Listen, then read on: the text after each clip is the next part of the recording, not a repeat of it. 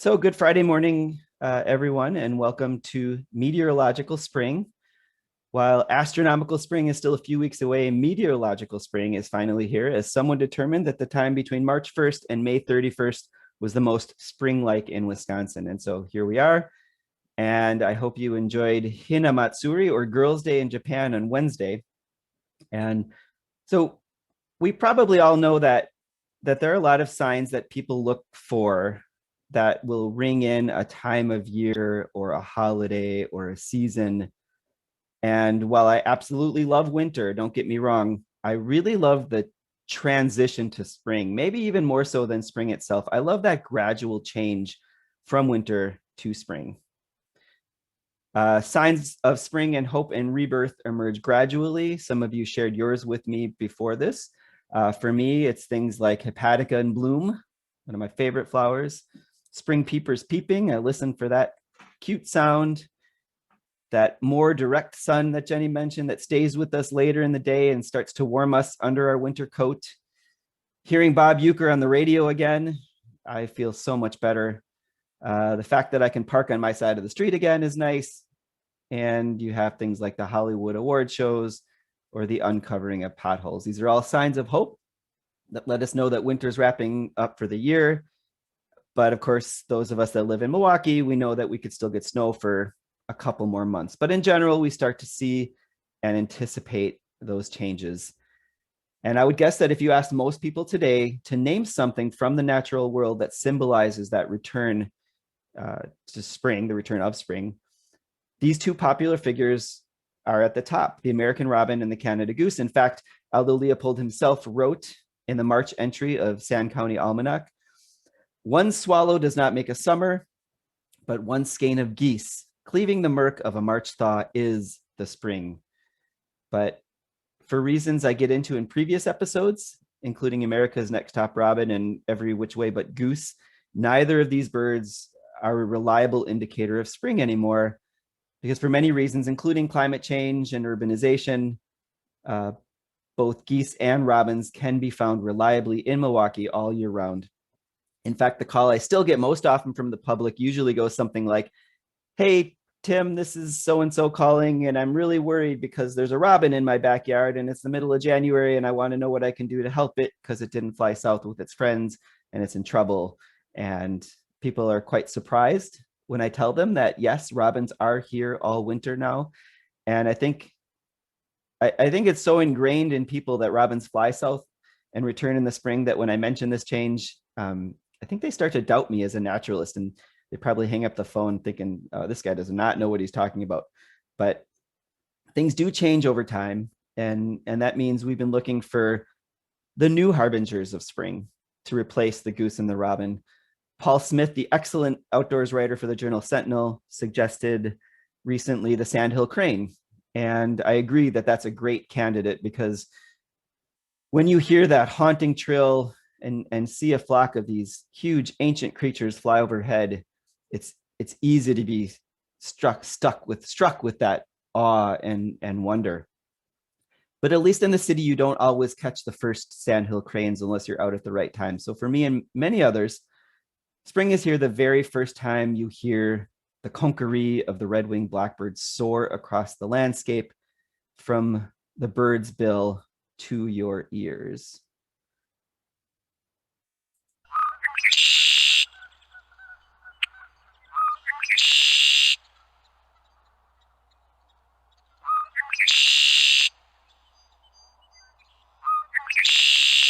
When I hear that for the first time, I can't help but be filled with hope and joy.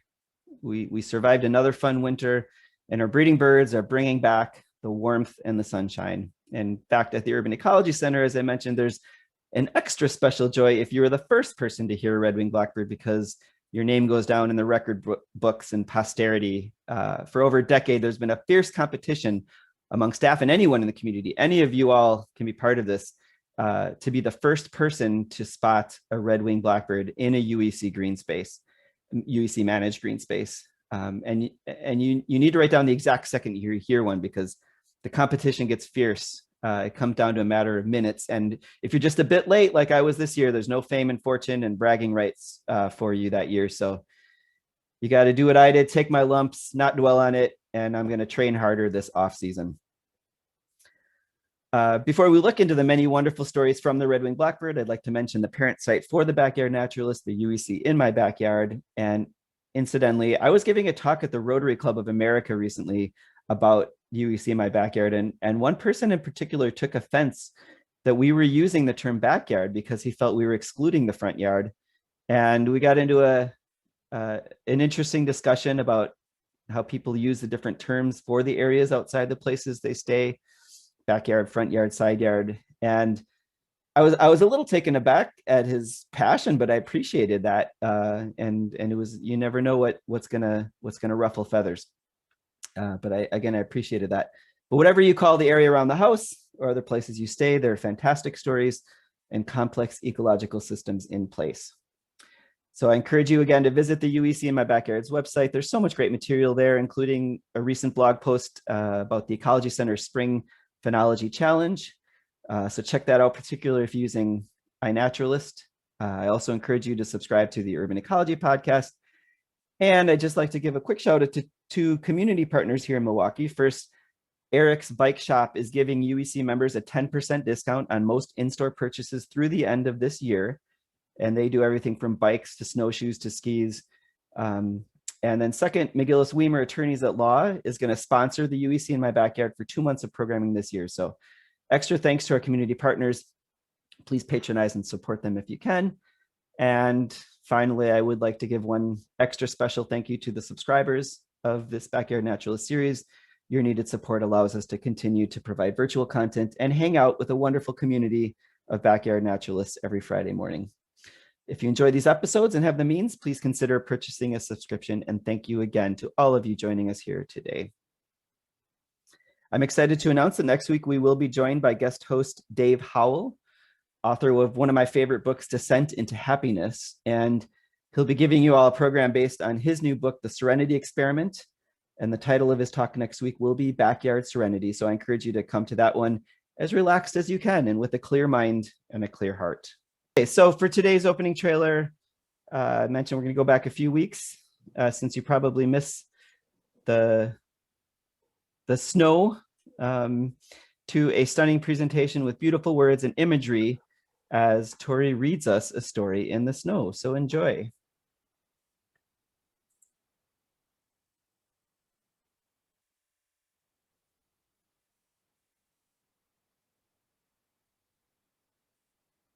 Starting.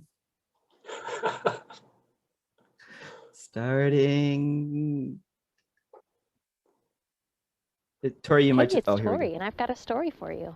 Look at all this beautiful snow. Isn't it so great? Makes me want to make a snow angel or go sledding, or one of my favorite things, make a snowman. Today's book is called Snowballs and is read with permission from Scholastic. Snowballs. Do you think the birds know when it's going to snow? I do. The seeds we left out were almost gone. New snow would bury the rest. We'd been waiting for a really big snow, saving the good stuff in a sack. Finally, it was a perfect snowball day. We rolled 3 snowballs and made a snow dad, added a snow mom, and a cool snow boy. We made a snow girl and a round snow baby. Built our cat, and to end the day, made our dog, Spot. I guess you know what happened to them when the sun came out. Snow dad is shrinking, mom is mush, boy's a blob, girl is slush. Baby's melting, cat's getting small, dog is a puddle. So long, Snowball. What a cute little snow book. Now it's your turn. Go outside, build yourself a snow cat, or a snow blob, or a snow turtle, or maybe one of your family members. Share a picture of what you made on the Urban Ecology Center's Facebook or Instagram page and tag us so that we get a chance to see what you built too. Enjoy the snow. Okay, thank you, Tori, for that lovely story. Okay, the red-winged blackbird. My story starts about, I don't know, 25 years ago when my good friend Joe Cutraro said to me, Tim, I have a question for you. I was driving down the road today and I saw this beautiful bird. It was all black, like a blackbird, but it had some red on its wings. What do you think it was? Now, this that was kind of, for me, that was a breath of fresh air because usually the question I get is, Tim, I saw this little brownish, tannish bird in my yard and it went cheap. What is it? Uh, and that one I can't answer, but a blackbird with red on the wing, I had to reach deep into my brain to pull out that it was a red-winged blackbird, maybe the most appropriate name for any bird. There are several previous episodes that we look into what makes a bird a flying dinosaur and why some birds are grouped as passerines or songbirds. So you can visit them if you'd like to review that phylogeny. But we're going to start by placing the red-winged blackbirds into the family Icteridae, or the New World blackbirds, the Americas. They are not related to crows, even though crows also happen to have black plumage and are often associated with blackbirds. I think a lot of people lump the crows in with the blackbirds, but they're not related. And interestingly, Icteridae has a root in Greek via Latin, and it means the jaundiced ones. In fact, another name for the condition of jaundice in humans is icterus. And of course, jaundice is associated with yellow. So that doesn't seem at the surface to make a whole lot of sense that we name the New World blackbirds after the color yellow until you take a look at some of the birds in this family. So among all the major groups of the New World blackbirds, and there are over 100 species in this group, there are splashes of yellows and tans and other colors. Some are more subtle, some are brilliant. And here you have the major groups of New World blackbirds. Starting in the lower left, you have bobolinks and blackbirds and grackles. On top, you have cowbirds and meadowlarks. And on the lower right, you have caciques or apendulas and orioles. And there are others, but these are kind of the most popular groups. These are all birds of the Americas or the New World, and they all either migrate to Wisconsin or are birds of the tropics. So yes, these birds are mostly black, and some members of the species are all black, but many of them have spectacular yellows, oranges, tans, and reds.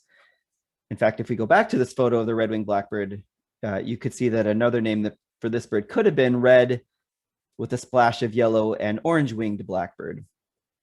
So if we have New World blackbirds, you may ask, are there Old World blackbirds? And the answer is yes, but the Old World blackbirds are actually thrushes, like this common blackbird of Europe and Asia that is in the same genus as our robin. This is Turdus merula.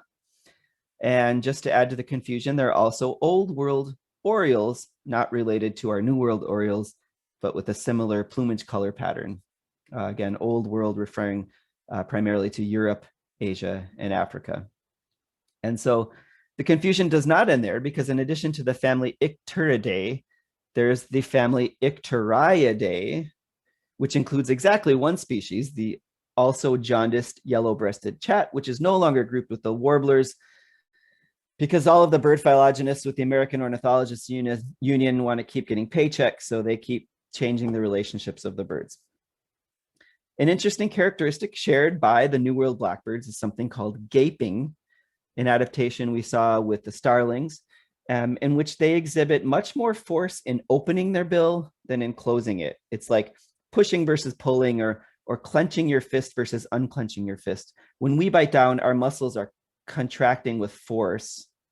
And when we open our mouth, it's more of a passive and weaker pulling motion, but it's the opposite in birds that gape. The most powerful force they have is when they open their mouths, which allows them to pry things open like fruits and seeds, acorns, or to pry open cracks in the soil to look for food.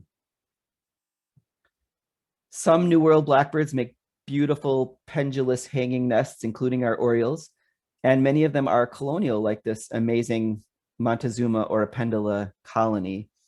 And don't worry, Tori, we are going to come back to your Orapendula's friend soon.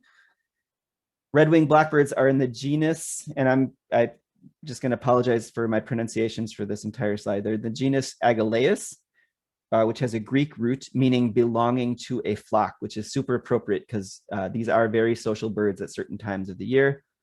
And this genus consists of 5 species, including the red-shouldered blackbird, which is endemic to Cuba, and was seen by both Urban Ecology Center eco-travel trips to Cuba a couple of years ago. We have the tricolored blackbird of California, the tawny-shouldered blackbird of the Caribbean, and the yellow-shouldered blackbird of Puerto Rico. And so here we are now with the featured bird, Agelaeus phoeniceus, I'm going to say, or the red-winged blackbird. So phoeniceus has a Latin root meaning scarlet for that red wing patch.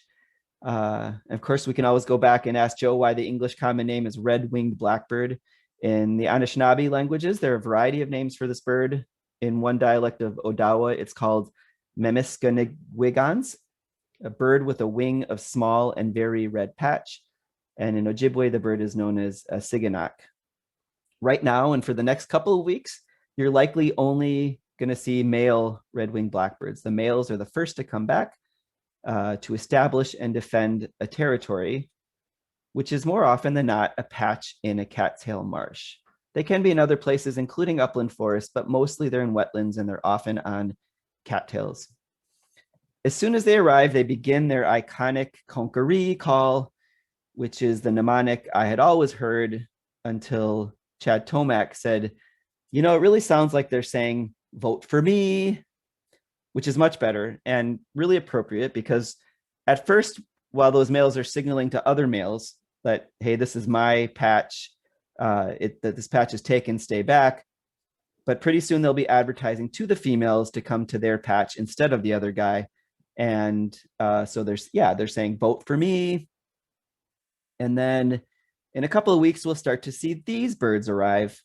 They're often confused as a different species, but they are in fact the female red-winged blackbird, which look quite different than the males, much more camouflaged for protection of the nests. And they also come looking for a good patch of cattails in which to build their nests and raise their young.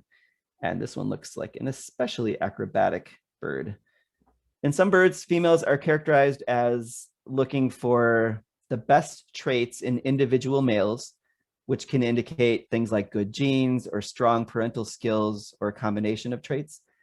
And this is the case with blackbirds, but it really is thought that female red-winged blackbirds are also strongly attracted to the territories themselves, to quality territories as much as, or even more so than they are attracted to the males that are protecting them. So a quality territory has enough food, water, and cover to successfully raise the most number of young. In fact, territory quality is one of the strongest indicators of reproductive success. So just like with us, it is location, location, location, and that's what the females are looking for. And the male that moves into and defends the best territory will then also attract more and fitter females. They're polygynous birds with males defending a habitat patch and mating with the multiple females that nest there, often referred to as a harem with about 10 females. But like with many birds, extra pair copulations are quite common, meaning that territorial males are likely defending broods that include young that aren't his own. There are quite a few other calls in the blackbird repertoire, a lot of chucks and chatters and whistles, and sometimes it's hard to tell them apart from the grackles or the cowbirds or the other birds, or they don't even sound like red-winged blackbirds. But once you start hearing them repeatedly, it's usually pretty straightforward which sounds are coming from the blackbirds. Red-winged blackbirds are thought to be the most abundant living bird in North America, now that the passenger pigeons are extinct. Some individual winter flocks can consist of over 1 million birds and sometimes more in one roost. And during good years, the entire population likely exceeds 250 million birds. And they're one of the most studied birds in the world, meaning much of what we've learned in ornithology has come from studies of red-winged blackbirds.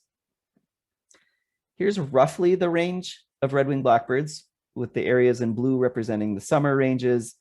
The areas in green are places where they're seen year-round, and the orange represents the winter ranges. You can see in Milwaukee, at least, we're right on the edge.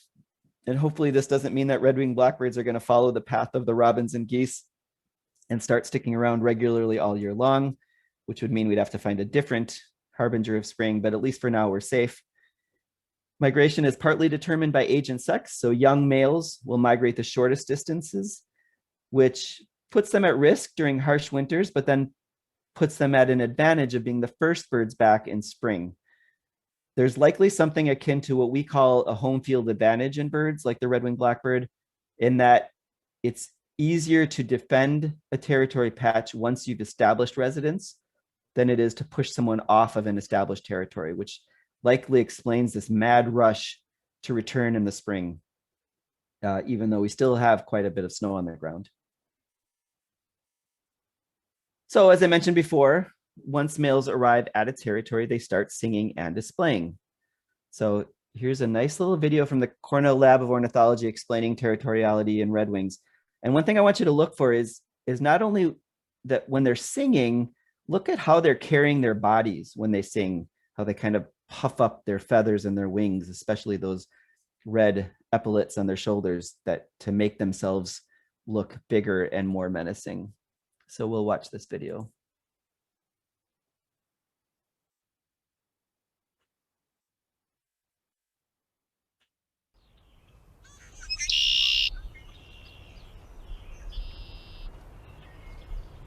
The spectacular display of the male red-winged blackbird is among the first bursts of color and sound to brighten the spring landscape in the northeastern United States.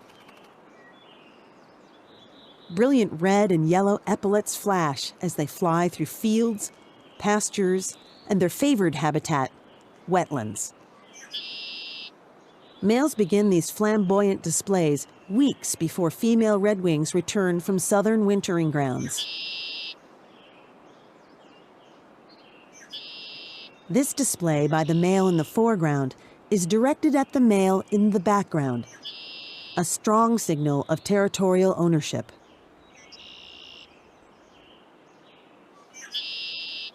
Resources at stake include food, tall ground cover in which to nest, and water for drinking and bathing.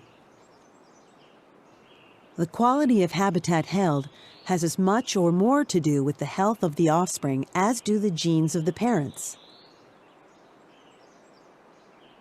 This helps explain why males use so much energy to maintain prime territory.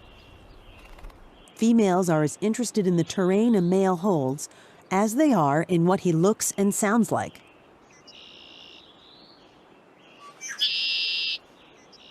A male successfully defending a good spot may mate with up to 15 females in a season. Female redwings appear very different from males and are easily mistaken for another species, blending beautifully into the territory that they've selected. They forage constantly as the breeding season progresses. These are capable and versatile predators, combing the habitat for small arthropods and other minute animal prey, high-protein food to support egg production and growing young. Nests are well hidden, keeping vulnerable chicks concealed until fledging. Chicks remain dependent on the parents for up to 5 weeks after leaving the nest. When not on territories, these highly social animals forage and roost in large flocks. Males hide their dazzling epaulets when in groups, so as not to provoke their flock mates. But throughout the breeding season, red-winged blackbirds display in full glory. A loud, colorful announcement to keep off their turf.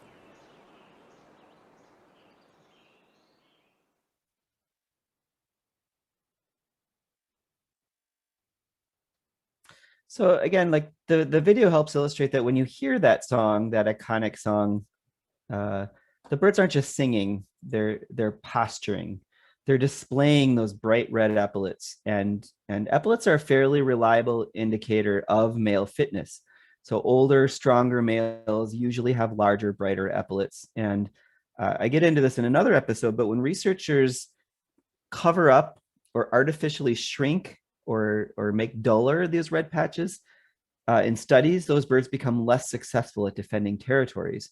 And conversely, if you artificially increase the size or brightness, the males become more successful at defending territories. and attracting females. So the size and the brightness of those patches are important, along with the males puffing out their wings and their tail to make them look pretty menacing. And so now, as promised to Tori, we're going to switch to a different species of icterid, a related bird, the Montezuma oripendula, who also has a powerful call used to signal, similar to the red-winged blackbird.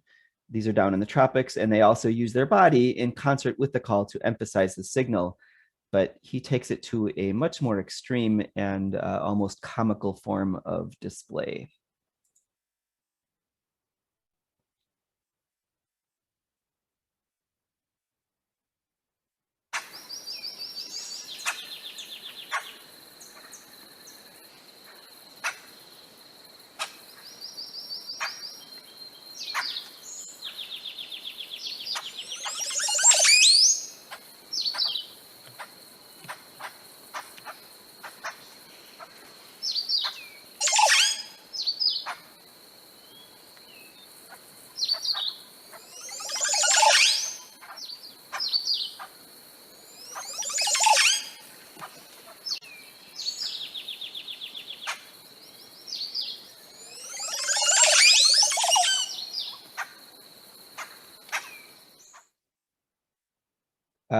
So yeah, we got to see those in Costa Rica. They just look like they're throwing up their song and they're just about to fall off the branch. And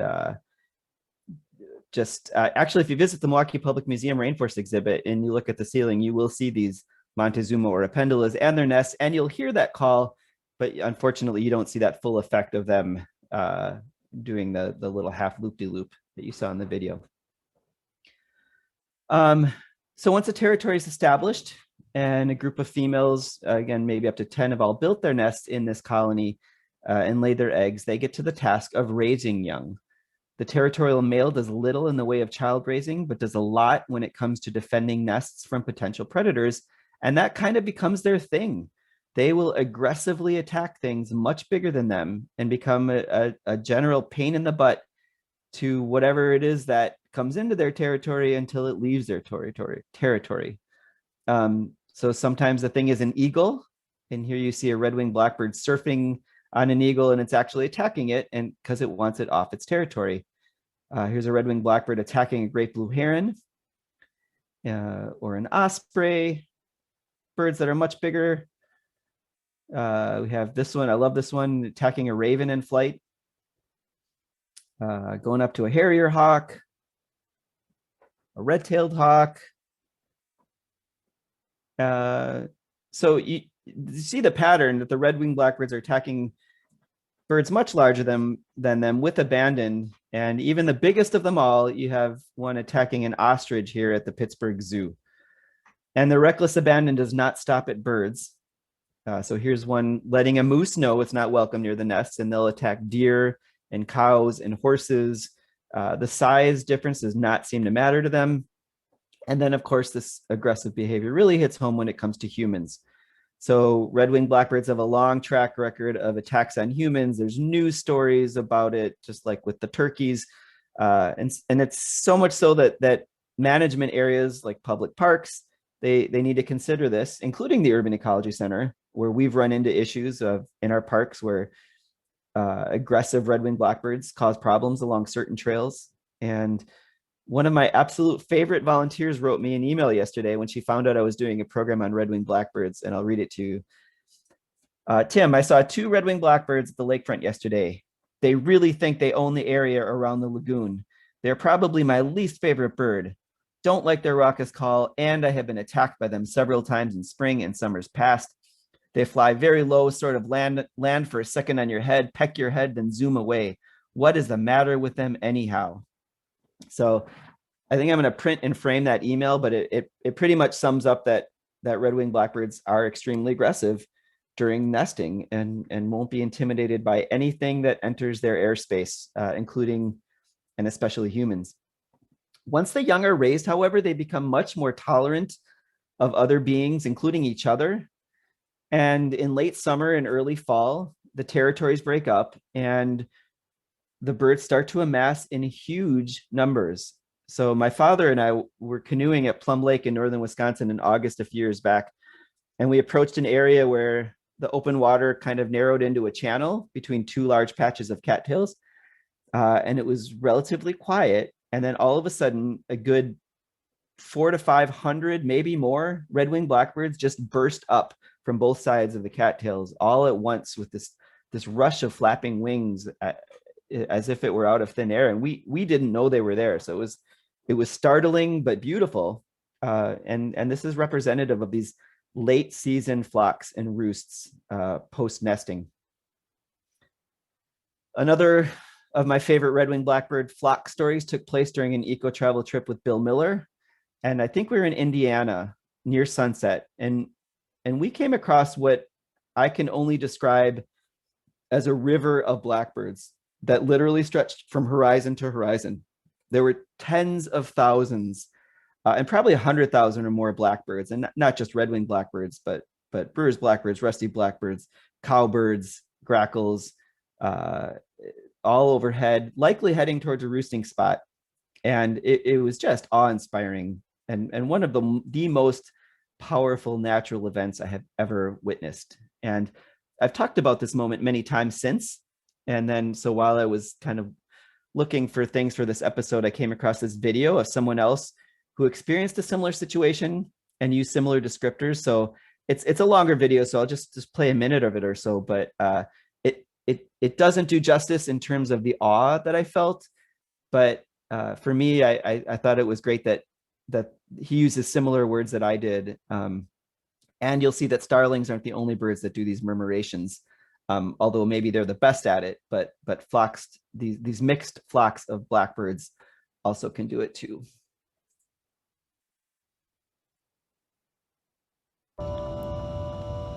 I've been blessed to have been on this earth for quite a few years, but this is the largest flock of birds that I've ever seen in my life. If I had to estimate how many birds there were, I would guess somewhere between 250,000 and 500,000 birds. What you're seeing here is just a small portion of them. If you look in the background, those trees, they don't have leaves on them. They're full of birds. There were also many thousands of birds that you couldn't see because they were down in the crop stubble in this field. There were also birds in the trees, and the tree line stretched for well over a mile. And there were lots of birds behind me also. There is what I would call a river of birds that was flowing from the west behind me to the east in front of me.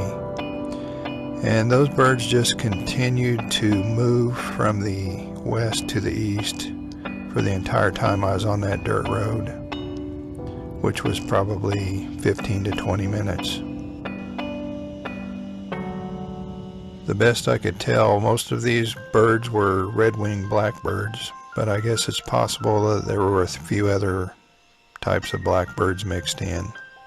It was just too hard to tell because most of them were too far away. There were a few short murmurations while I was there, but most of the birds stayed close enough to the ground that there weren't any really good ones. So I'll send the link to that video. It is a nice, it's really kind of nice to hear this person describe it and to see this. So I'll send the link with the email next week. So I do have another really cool red-winged blackbird story as it relates to cowbirds, but I think that one is best told from the cowbird perspective. So I'll leave you with a teaser that this story has to do with drama, vengeance, and harmony, and it's a crazy one between cowbirds and blackbirds. That one was meant to be told in the cowbird episode. But I am going to end today's talk with a new twist with music. This is a first, not only for the Backyard Naturalist, but I'm going to play the global debut of Glenna Holstein singing a song she just wrote 2 days ago after being inspired by hearing the first red-winged blackbirds of the year. And she was the winner this year. She gained the fame and the fortune. She was the champion. And this is sure to be a hit record someday. And remember, you're hearing it here first on Backyard Naturalist with Glenna Holstein singing both melody and harmony. And I'm gonna post the lyrics just in case you'd like to sing along. And I know you want to sing along. If you do sing along, I will say stay on mute for now because there's a delay on Zoom. And while I'm sure you all have lovely voices, it would just cause a delay that would likely not be too lovely to hear. So here it is. Take it away, Glenna and Glenna.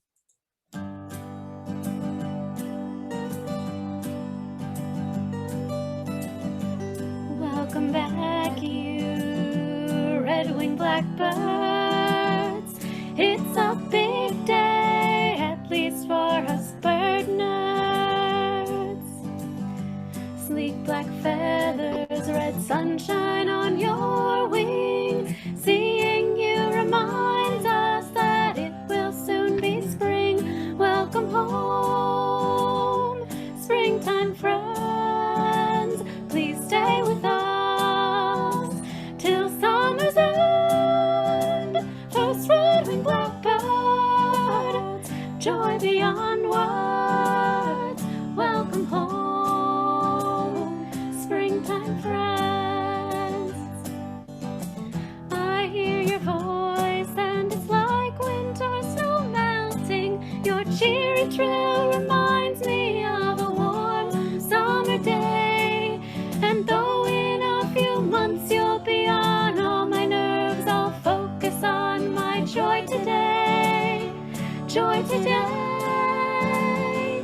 Welcome home, springtime friends. Please stay with us till summer's end. First red-winged blackbird, joy beyond words.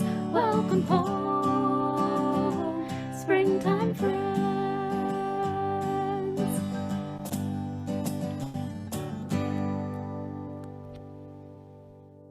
That was awesome. Thank you, Glenna. So that's a little sliver of the red-winged blackbird story. I'll leave you with this gorgeous image of a leucistic red-winged blackbird, as beauty comes in many different forms. Some people see them as pests. Some people see them as bullies. A friend of mine said her grandma calls them blases.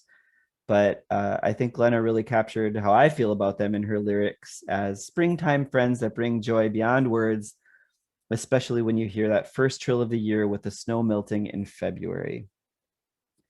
So thank you for joining us today.